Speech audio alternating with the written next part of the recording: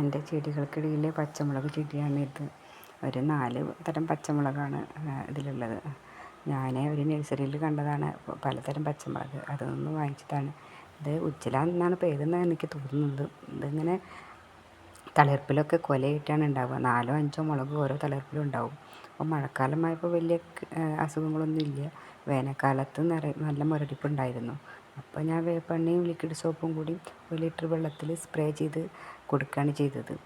പിന്നെ വേനൽക്കാലത്ത് അങ്ങനെ മുളക് കുറവായിരുന്നു. മഴക്കാലമായപ്പോൾ നിറയെ മുളകാണ്. കുറേ ഞാൻ വിളവെടുപ്പ് കഴിഞ്ഞതാണ്. പിന്നെ ഒരു തരം മുളകാണ് അതിൻ്റെ അടുത്ത് തന്നെ ഉള്ളത്. അതിലിപ്പം മുളകില്ല. അത് സാധാ പച്ചമുളക് താഴത്തേക്ക് വളരുന്നത്. ഇത് മേപ്പോട്ട് വളരുന്ന ഒരു തരം മുളകാണ് നേരത്തെ കാണിച്ചത്. അങ്ങനെ 2 തരം മുളക്.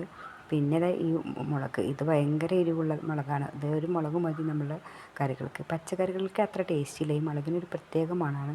എനിക്ക് മീൻകറികളിലൊക്കെയാണ് ഈ മുളക് ടേസ്റ്റായിട്ട് തോന്നുന്നത്.